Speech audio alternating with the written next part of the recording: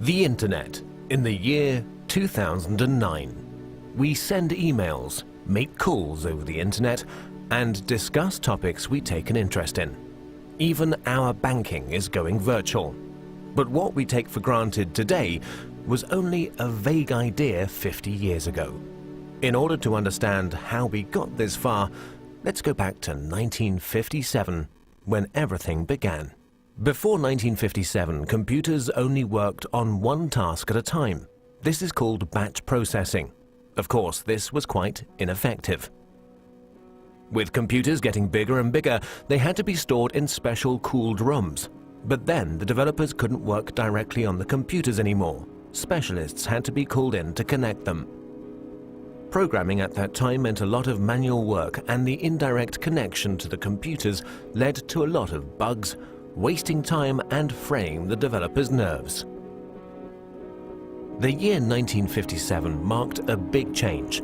A remote connection had to be installed so that the developers could work directly on the computers. At the same time, the idea of time sharing came up. This is the first concept in computer technology to share the processing power of one computer with multiple users.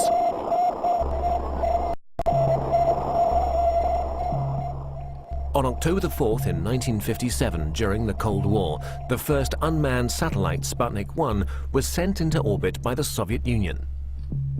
The fear of a missile gap emerged. In order to secure America's lead in technology, the US founded the Defense Advanced Research Project Agency in February 1958. At that time, knowledge was only transferred by people. The DARPA planned a large-scale computer network in order to accelerate knowledge transfer and avoid the doubling up of already existing research. This network would become the ARPANET. Furthermore, 3 other concepts were to be developed, which are fundamental for the history of the Internet. The concept of a military network by the RAND Corporation in America. The commercial network of the National Physical Laboratory in England. And the scientific network Cyclades in France. The scientific, military, and commercial approaches of these concepts are the foundations for our modern Internet. Let's begin with the ARPANET, the most familiar of these networks. Its development began in 1966. Universities were generally quite cautious about sharing their computers. Therefore, small computers were put in front of the mainframe.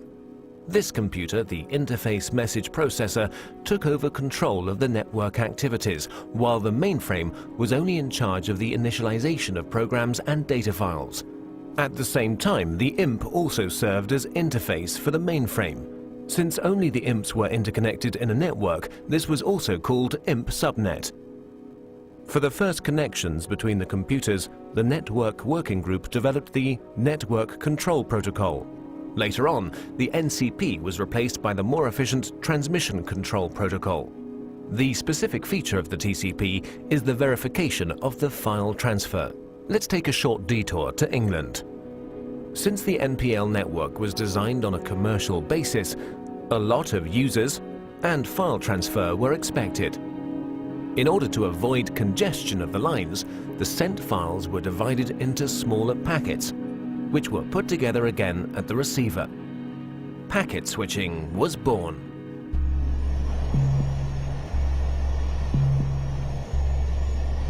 In 1962, American Ferret aircraft discovered middle and long-range missiles in Cuba, which were able to reach the United States. This stoked fear of an atomic conflict. At that time, information systems had a centralized network architecture. To avoid breakdown during an attack, a decentralized network architecture had to be developed, which, in case of loss of a node, would still be operative.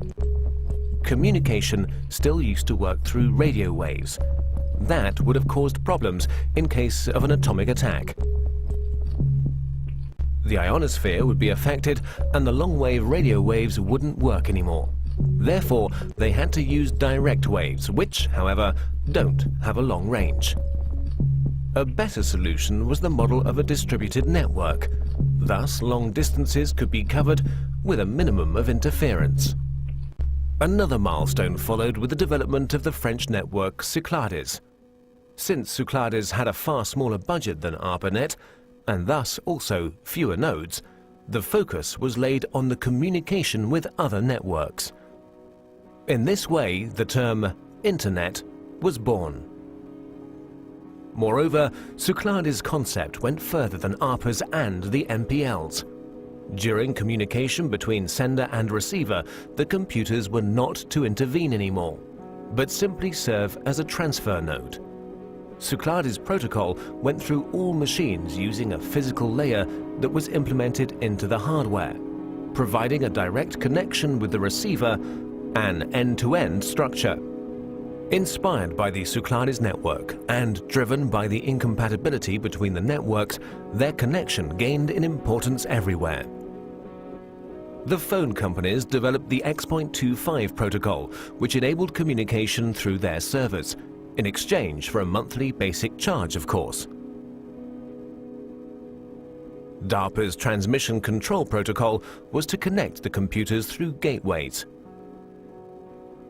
And the International Organization for Standardization designed the OSI reference model. The innovation of OSI was the attempt to standardize the network from its ends and the channel's division into separate layers. Finally, the TCP assimilated the preferences of the OSI reference model and gave way to the TCP/IP protocol, a standard which guaranteed compatibility between networks and finally merged them, creating the Internet. By February the 28th, 1990, the ARPANET hardware was removed, but the Internet was up and running.